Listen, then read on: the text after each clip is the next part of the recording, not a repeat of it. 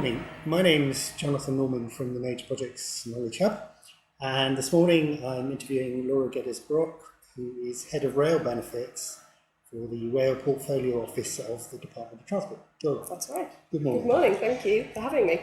You're very welcome. So we're going to be here to talk about benefits, and I thought I'd jump in and ask you to start by explaining what exactly is a benefit. Is it an output, an outcome, an impact, something else? Yeah, that's a really good question actually, because I think it's something that there's not a unified sort of definition for. For me, a benefit would be primarily three things. So a measurable improvement as a result of change that is perceived as a positive by a stakeholder. So I think those three things are very, very important because first of all, it should be measurable. So we should be able to say in some terms, this is what the before picture was, and this is what the after picture looks like, and sort of demonstrate that there's been a move in the right direction. Secondly, it should be as a result of the change. So it's definitely not an output or a deliverable or a piece of business change. It's an actual improvement that's been delivered as a result of that. And then thirdly, it's the perception of positivity from a stakeholder. Okay. So all stakeholders will value benefits differently and things will be more important to one group of stakeholders compared to another.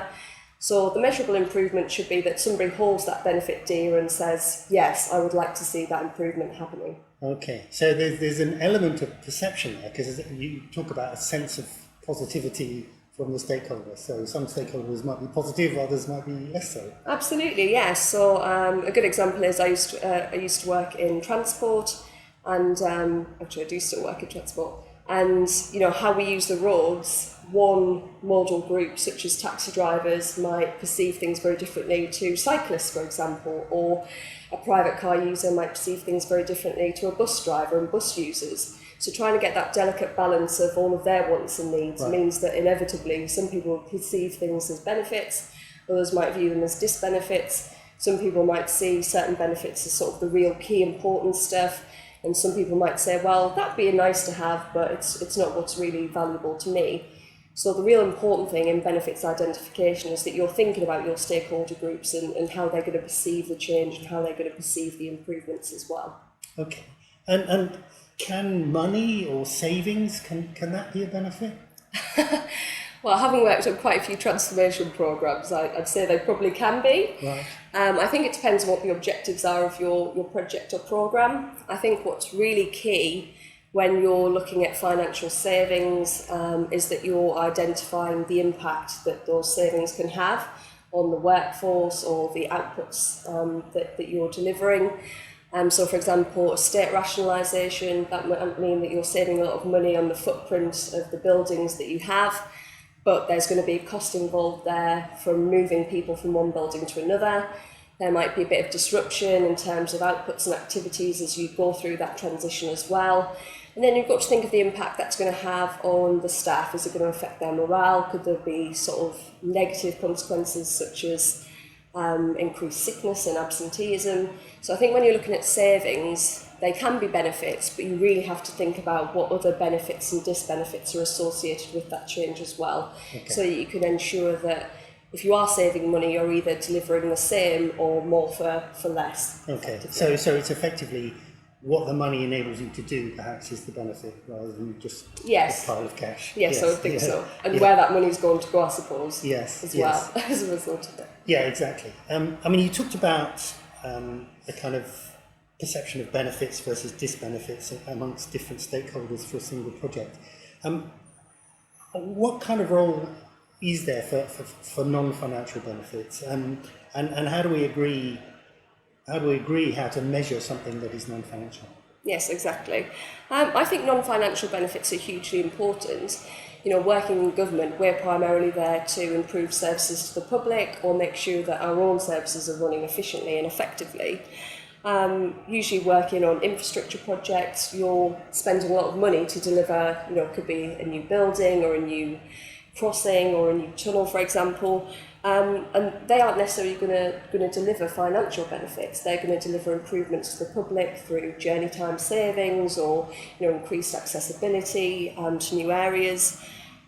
So I think it comes back to what I said before. It depends on what the objectives are of the project. You know, if you are there because you're looking at pound signs, then financial benefits have a right place. If you're there to improve services to the public, then you're not really going to be focusing on those financial benefits. You might think about it in the greater context of asset management and making sure things are maintained to a state of good repair. But you're really focusing on the non-financials, so really the quantitative and qualitative improvements that we're going to see. Again, we can measure them in very different ways. So one of the good things that we do across government in terms of benefits management is cost-benefit analysis. So that is where we can assign a monetary value to certain benefits so that we can compare them to the cost. I think this is really good when you're looking at a portfolio of work and trying to compare initiatives that might not necessarily have the same objectives, because then that will give you sort of a benefit to cost ratio or a net present value where you can look at how one scheme compares to another. What cost-benefit analysis doesn't necessarily tell you is whether those benefits and their value are the primary drivers for that project, whether they're the most important benefits for that project. So another good way that we could assess and determine benefit value is by using multi-criteria analysis, where we could weight different benefits based on how they contribute to objectives, compare different options to that multi-criteria analysis, and then see and assess which option delivers the best value in terms of the lens of that project and what its objectives are. I think this is really beneficial when you might have different stakeholder groups that value things differently. It gives you good terms of reference to sort of drive value analysis going forward to make sure you're delivering the best value option. Another way that you could also look at it is through benefits prioritization. So you could have a workshop where you agree a terms of reference as to how you're going to prioritise your benefit, perhaps on stakeholder reach, contribution to objectives, where you can get the biggest win or the biggest value, and score each benefit against those set of criteria, which will then deliver you a prioritised set of benefits.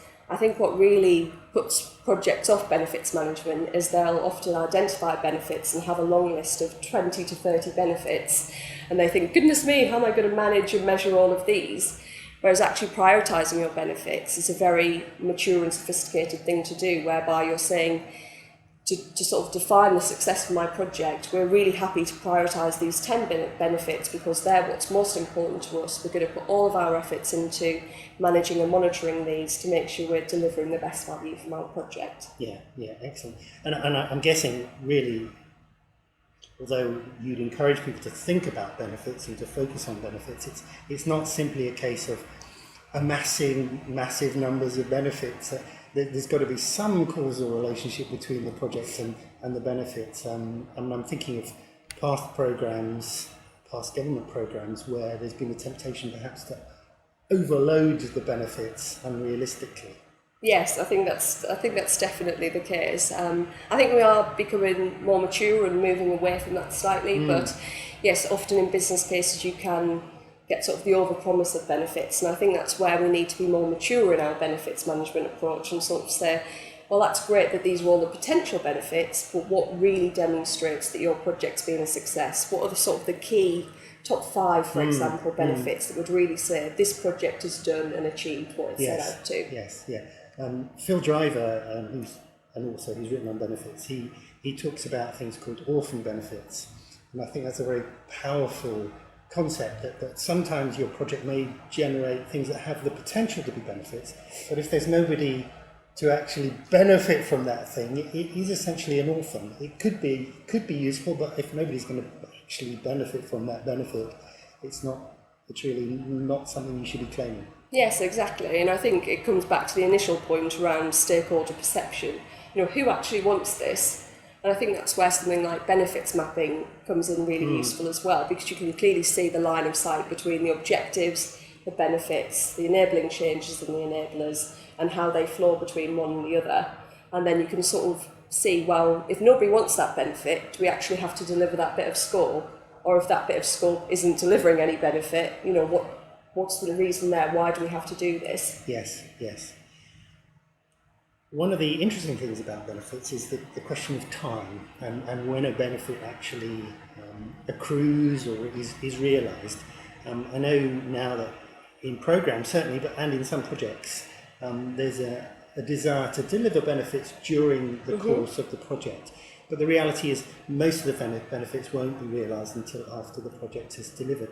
And I wonder how we reconcile that in terms of the project sponsor or other people who may be responsible for benefits delivery if ultimately actually it's all going to happen once the project has ended. Yeah, I think that's a really good question, because I think we are becoming more aware that projects actually do deliver benefits during their lifetime as well.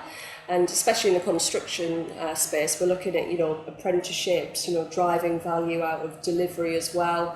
And so we are sort of thinking about benefits management during the life cycle. But you're absolutely right. There comes a point when a project has to close, they've sort of done as much as they can, and who is there to sort of pick up the pieces in terms of benefits management? I think there's some really good stuff that we can do to make sure that those key responsibilities are outlined. I think, first of all, having clear roles and responsibilities. So what is the role of the SRO versus what is the role of a benefits owner, perhaps? So I think we all agree that the SRO is accountable for benefits management and accountable for the business case. But typically, once a project closes, responsibility for benefits might be devolved to a benefits owner, who should be somebody in the business who has effective responsibility to make sure that that benefit is realised.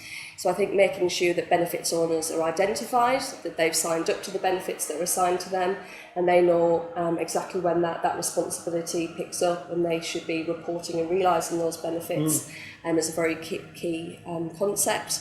I think there's a lot around bringing business as usual operations into the benefits management process very early on. They have so much intel and so much knowledge about how business actually works. I think bringing them into the benefits identification process, letting them help you set targets, for example, making sure they're realistic, identifying suitable measures for benefits. This is all really rich information that benefits owners can help you with. And it also means that when you're going through the design and the delivery of the project, you've got benefits owners there with you, living through the change, knowing how delivery goes, so that when that handover from project close into business as usual takes place, those benefits owners have already been on the journey with you and they know what their responsibilities are. I think there needs to be a clear handover from project close to business as usual. So that's a governance issue, really. So where are we going to actually report on benefits realisation? So typically, if benefits are realised after the project's closed, the project board won't be around anymore. So where is that information going to go? Who's going to say that these benefits have been delivered? And that also needs to include a mechanism where if benefits aren't on track, benefits owners can raise issues and they go to somebody with sufficient authority to say, well, let's implement this action to get benefits back on track. And I think finally there is a role for independent assurance as well, so making sure that we are taking checks throughout the project delivery to make sure that the benefits are on track, because when a project is in the midst of project delivery, it can be a very hectic and chaotic time and there's an awful lot to do. So taking that sort of step back and looking up to say, well, is this all going to deliver the benefits that we thought it would? Can be sometimes a bit of a luxury. So having that independent assurance where every so often somebody comes in and does that sense check to say things do seem to be on track and those benefits are going to be realised is extremely valuable. So I think all those four things would really sort of sort out the distinction between the benefits realisation and ownership versus the role of the SRO. That's interesting. I wanted to pick you up on something you said there. You talked about the kind of governance structures that might exist once the project board has been disbanded. Is that an area, it seems to be an area where that's not necessarily particularly well designed, either in the bodies of knowledge or in terms of actual practice as yet? Yeah, I think I would agree with that. I think we do miss out on an awful lot of intelligence from benefits realisation in terms of lessons learned, what went well, what didn't go well, and also informing future initiatives. There's going to be lots of benefits information gathered which can inform project assumptions going forward, sort of establish their baseline and where they can gauge the level of change from. And I think we do miss out on some of that at the minute because sometimes the right governance structures aren't in place. I think one of the good things that we are starting to do a lot more of in government is establish really good portfolio management, And I think that's a really good avenue there to get that benefits management information, not only because you're looking at individual projects and programs and how they're performing, but you're looking at the portfolio of projects across the piece. And from a benefits management perspective, that's invaluable because sort of in your role in the portfolio office, you can assess whether there's any double counting of benefits. You can look at enabling projects versus projects that are delivering benefits. And often, when you look at the portfolio view, you often see that the sum of the whole is greater than the individual parts. Sure. So you can sort of assess the totality of benefits that's going to be delivered, rather than focusing on individual projects and programs in their own right. In terms of your work, what are you doing to try and establish a level playing field around benefits across government? So that's quite a difficult thing to do because each department has a different approach, they have different priorities, they have their own sort of unique set of circumstances. In my previous role as Benefits and Savings Lead at the Infrastructure and Projects Authority, the biggest part of my role was to engage with major projects and departments to talk about how to set up good benefits management approaches within their areas. There was a real recognition that benefits management wasn't necessarily as mature as other project management disciplines, such as risk, planning, governance, all those good things. But what really struck me was that there was a real desire to improve, and people really wanted to learn more and learn good practice and sort of build that benefits management community across government. So as part of my work there, I created a guide for effective benefits management that's published on gov.uk, and that really contains suggested benefits management principles, expectations. There's a suggested life cycle in there, and it goes through sort of the key activities that you should undertake throughout a project. What also is in the guide, which I think is a really good thing, is throughout my time at the IPA, a lot of people asked, well, what does good look like? Who's doing this well? Can we see some examples? So I made sure that there's some case studies included in the guide as well, and from people who have actually put this stuff into practice and where it's working really well for them. The other good things in the IPA are they've created a government project delivery capability framework that sets out career pathways and job roles for different project management disciplines, and it's really good that benefits management's included in there as well. And there's also a government functional standard that sets out sort of key project programme portfolio management principles for delivering projects, and benefits is also included in that. So it really reassures me that benefits management is sort of being driven higher up on the agenda in terms of the project management function. And I think we do sort of have a long way to go, and it is an area of weakness, but we really are developing sort of the right capabilities, we're putting the right processes in place, and we're really sort of building the strength of benefits management across government. Okay, excellent. I was going to finish on a simple question, really, which was if there's one thing that you would advocate that projects and those delivering them were doing that could improve benefits identification or benefits realisation, what would it be? I think for me it would be integrating benefits management activities more into the regular project and programme management activities. Quite often they've been seen as separate or something that's in addition to sort of the day-to-day role of those in project delivery. Whereas I think if we triangulate information and the common functionalities of project management a lot more, then that would really improve benefits management. So for example, linking benefits more closely to risk. So when we're looking through the risk register and discussing risks, what are the impacts that these risks could have on benefits realisation? Are there any actual risks that are specific to benefits and how they could impact on the realisation of benefits? There's something around planning as well, and making sure that we have clear links between milestones and things that we're delivering and what benefits that could be realised from those milestones, so that if a milestone gets delayed, we can see, well, does that mean we're going to get the benefits late? Do we need to do any recovery work? And do we need to manage comms, for example, so that people have their expectations managed and know what to expect and when? I think it's a governance issue as well, having benefits-led governance boards, for example, so that everything that's discussed, we're sort of always looking at the wider perspective and the impact that could have on benefits. I think there's a role there again for how we do stakeholder engagement and comms. We came back to that value piece and the perception of benefits. So making sure that we understand what our stakeholders' wants and needs are, what they would class as success, and we're tailoring our benefits messages around those stakeholders as well. I think there's something for requirements. So when we're looking at what the requirements are for a project, we're linking them very closely to benefits as well, so that when we're getting into the thick of delivery and things are becoming sort of more time pressures, we can sort of say, well, this requirement has been delivered to the expected quality and on time, so we should still get the benefits, or the quality or the scope has changed of these sets of requirements, so likelihood is that we're either not going to get benefits to the level that we expected or to the standard that we expected. So I think integrating benefits more into our day-to-day thinking around project management would really make benefits management work a lot more, because it can be time consuming and you often are relying on others for information. So by making it smarter and making it work for you in that way, I think would really enable sort of a bigger benefits management perspective on a project or programme.